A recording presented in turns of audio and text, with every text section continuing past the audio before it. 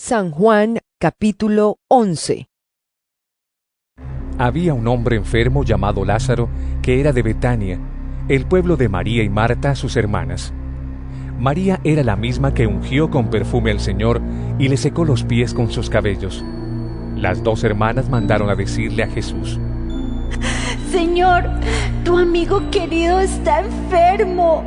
Cuando Jesús oyó esto, dijo: Esta enfermedad no terminará en muerte, sino que es para la gloria de Dios, para que por ella el Hijo de Dios sea glorificado. Jesús amaba a Marta, a su hermana y a Lázaro. A pesar de eso, cuando oyó que Lázaro estaba enfermo, se quedó 2 días más donde se encontraba. Después dijo a sus discípulos: Volvamos a Judea. Rabí, objetaron ellos: hace muy poco los judíos intentaron apedrearte, ¿y todavía quieres volver allá? ¿Acaso el día no tiene 12 horas? Respondió Jesús: El que anda de día no tropieza, porque tiene la luz de este mundo. Pero el que anda de noche sí tropieza, porque no tiene luz. Dicho esto, añadió: Nuestro amigo Lázaro duerme, pero voy a despertarlo. Señor, respondieron sus discípulos, si duerme, es que va a recuperarse. Jesús les hablaba de la muerte de Lázaro, pero sus discípulos pensaron que se refería al sueño natural. Por eso les dijo claramente: Lázaro ha muerto, y por causa de ustedes me alegro de no haber estado allí, para que crean.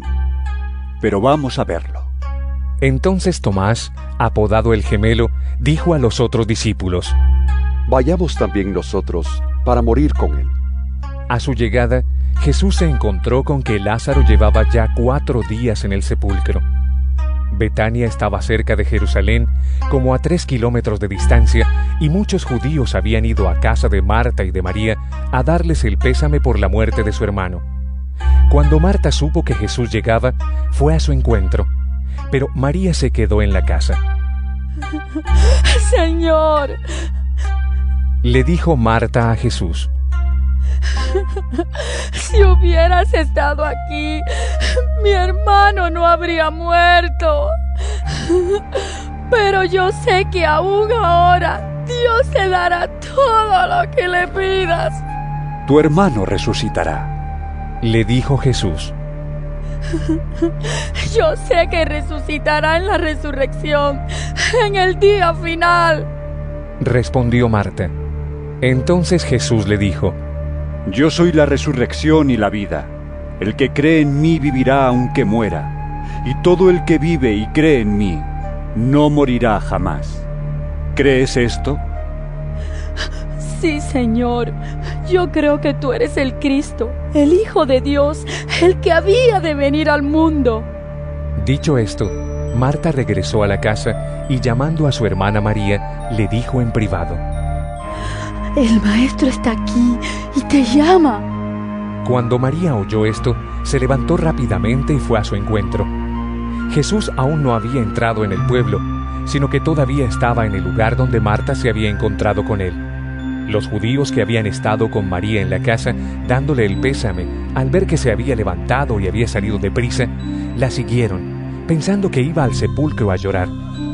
Cuando María llegó a donde estaba Jesús y lo vio, se arrojó a sus pies y le dijo: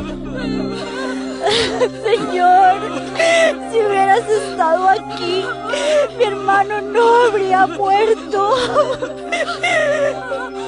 Al ver llorar a María y a los judíos que la habían acompañado, Jesús se turbó y se conmovió profundamente. ¿Dónde lo han puesto?, preguntó.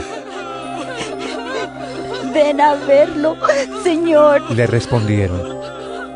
Jesús lloró. Miren, cuánto lo querían, dijeron los judíos. Pero algunos de ellos comentaban: Este que le abrió los ojos al ciego no podría haber impedido que Lázaro muriera. Conmovido una vez más, Jesús se acercó al sepulcro. Era una cueva cuya entrada estaba tapada con una piedra. Quiten la piedra, ordenó Jesús. Marta, la hermana del difunto, objetó: Señor, ya debe oler mal, pues lleva 4 días allí. ¿No te dije que si crees verás la gloria de Dios? Le contestó Jesús. Entonces quitaron la piedra. Jesús, alzando la vista, dijo: Padre, te doy gracias porque me has escuchado. Ya sabía yo que siempre me escuchas, pero lo dije por la gente que está aquí presente, para que crean que tú me enviaste. Dicho esto, gritó con todas sus fuerzas: ¡Lázaro! ¡Sal fuera! El muerto salió, con vendas en las manos y en los pies, y el rostro cubierto con un sudario. Quítenle las vendas y dejen que se vaya. Les dijo Jesús.